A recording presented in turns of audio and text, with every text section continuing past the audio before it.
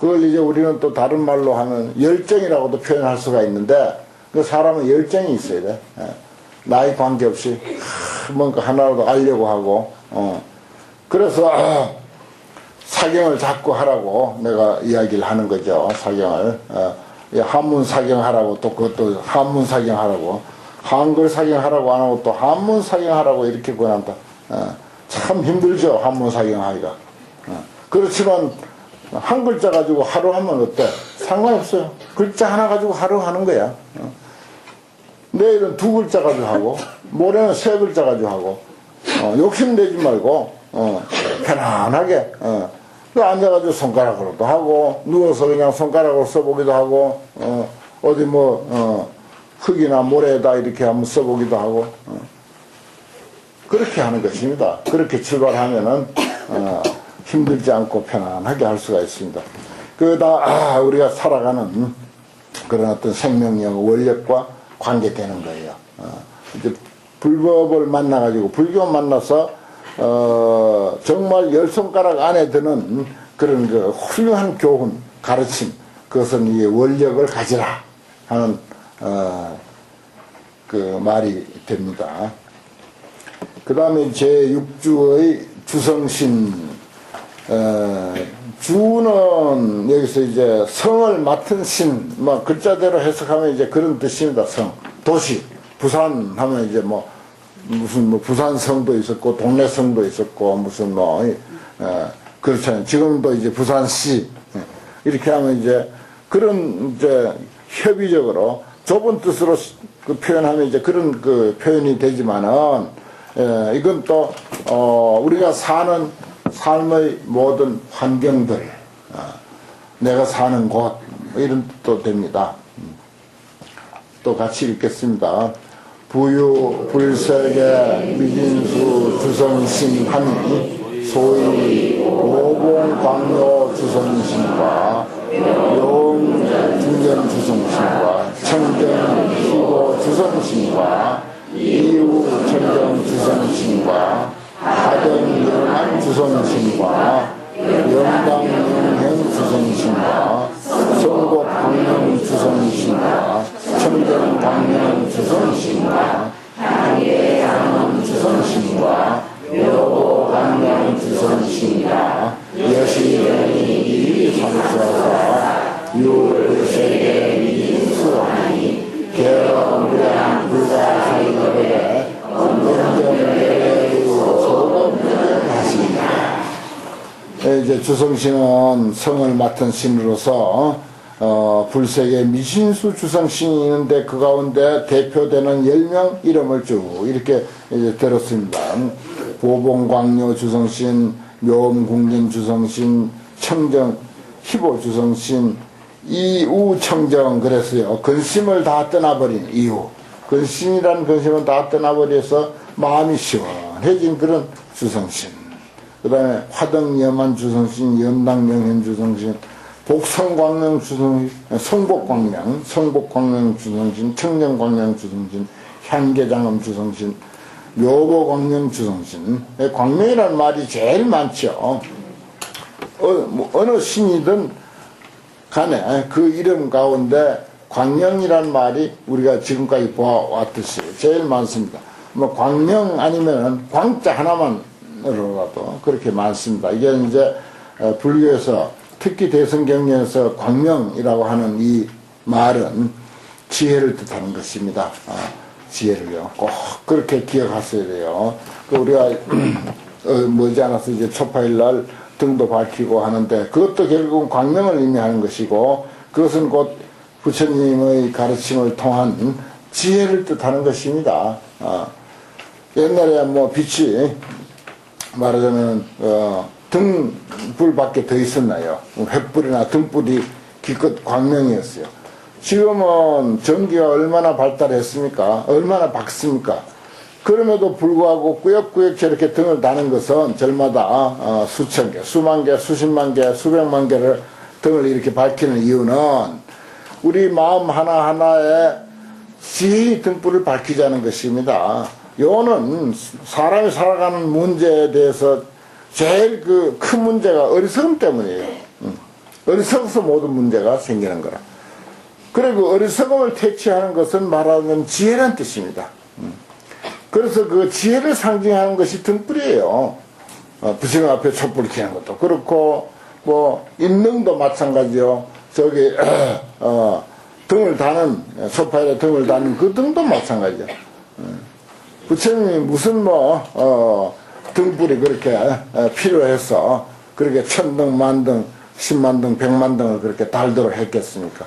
한 사람 한 사람 등을 달면서 내 마음의 어리석음을 퇴치하고 내 마음으로부터 지혜의 광명이 좀 밝아져서 장사를 하든지 인간관계를 맺든지 무슨 사업을 하든지 큰 장사를 하든지 작은 장사를 하든지 뭐 공부를 하든지 무엇을 하든지 간에 좀 마음이 환하게 밝아지고 이치가 밝아져 가지고 뭐든지 저 길이 다 보이고 그 어떤 일이 어디로 어떻게 가야 어떻게 풀린다 하는 이런 것들을 우리가 많이 그렇게 볼 수 있으면 얼마나 좋습니까? 참 살다 보면은 앞이 캄캄해가지고 아무리 짐작을 해보고 아무리 요령을 해보고 아무리 궁리를 해봐도 앞이 전혀 안 보일 때가 많죠. 이게 도대체 일이 어디로 돌아갈 것인가? 이런 일이 어디로 귀착이 될 것인가? 미리 착 이렇게 보이면 좀 좋아요. 우리가 밝으니까 그런 게 오고 가고 하는 길에는 얼마나 잘 보입니까? 근데 우리들이 살아가는 삶에도 우리가 가는 길이 환하게 이렇게 보이듯이 그렇게 보이면 참 좋을 텐데. 그래서 이 광명, 지혜를 상징하는 광명이란 말이 그래 많습니다. 이거는 그것만 있으면 끝이에요. 그래서 가나오나 등 하는 거예요. 그걸 이제 우리가 모르면은 등불 그 자체에 뭐가 있는가 보다 이제 그런 생각을 하죠. 등불 그 자체 그 뜻을 우리가 알고 이 화엄행자 이제 화엄경을 공부하니까 화엄행자는 이 세상에서 최고 수준에 있는 그런 그 불자라 최고 수준에 있는 불자는 모두 이제 어디 가서 가르쳐야 돼요. 또 깨우쳐줘야 돼. 모르는 사람을 자꾸 깨우쳐줘야 돼. 등을 한 개 달든지 촛불을 하나 켜든지 인등을 하나 밝히든지 하면서 이것은 인간사의 어리석음이 문제이기 때문에 그 어리석음은 어둠으로 표현되니까 어리석음을 제거하는 것이다. 그렇게 이제 스스로도 알고 남도 그렇게 가르쳐 줘야 되는 거죠. 그 다음 또 제7주의 주지신, 땅을 맡은 신, 그 말입니다. 주지신, 땅을 맡은 신이다. 우리가 땅을 근거로 해서 살죠. 땅으로 근거하지 않는 존재는 이 세상에 아무것도 없습니다. 새가 지가 아무리 잘 날더라도 땅을 차고 올라가고 결국은 땅으로 내려앉고 그렇습니다. 인공위성도 마찬가지, 비행기도 마찬가지, 결국 우리가 출발한 땅으로 돌아오게 돼 있어요. 하나하나 생각해 보면은 어느 것 중요하지 않는 게 없어. 이게 다 화엄경을 듣고자 하는 법회 청중이고, 그리고 보면 우주 삼남만상이 전부 화엄경의 청중, 대중이야. 법회 대중이고, 따라서, 우주 삼남만상이 그대로 화엄경이다. 내가 사는 또 우리가 처해 있는 이 땅덩어리, 이 세계가 그대로 화엄경이다. 여기까지 이제 발전을 해야 합니다. 화엄경이 뭐냐, 환경 공부하러 다닌다면서 환경이 뭐냐 한마디로 이야기해봐라. 우리가 사는 이 자체가 환경이다. 그래 버렸어요. 사는 장소도 환경이요. 사는 자체, 움직임, 찌고 볶고 사는 이 자체가 그대로 환경이다.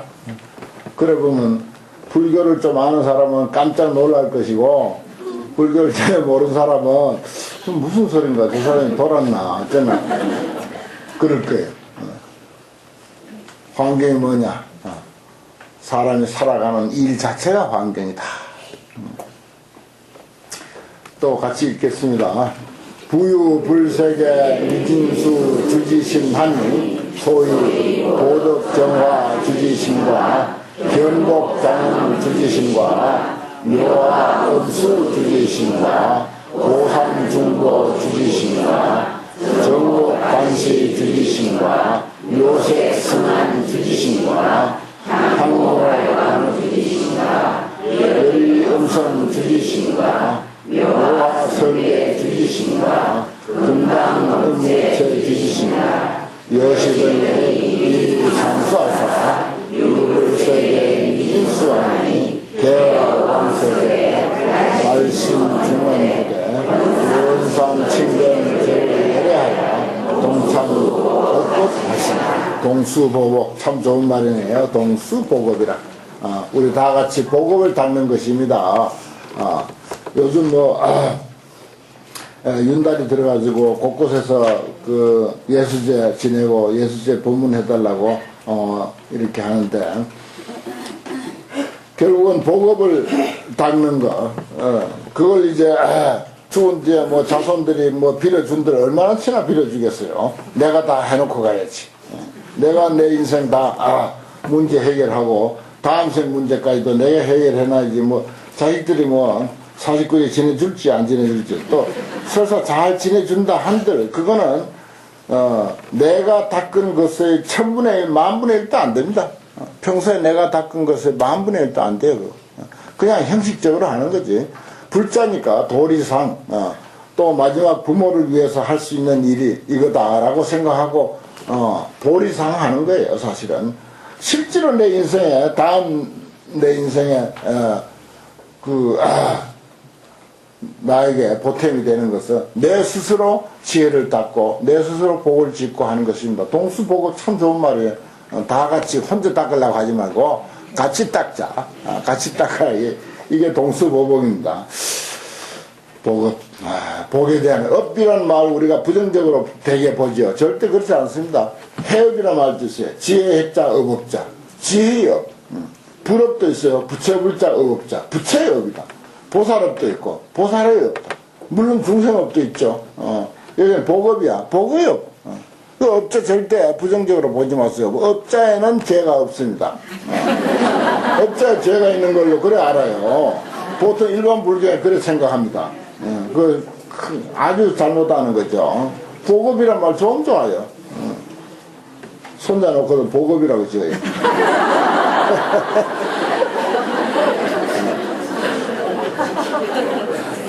옛날에 업등이라고 했잖아요. 업등이. 다 이 환경 같은 데서 나간 소리인데 결국은 복업등이란 말이야. 딴 말이 아니에요. 우리 신라 때, 고려 때 전 국민이 전부 불교, 그 중에서도 환경 공부만 한 사람들이거든. 신라 불교는 특히. 고려 불교. 향가를 지어가지고, 보현 10대 원앙가를 지어가지고서 온 국민이 그 환경을 노래 부르도록 그렇게 했던 시절이 있습니다. 그런 데서부터 나온 거예요.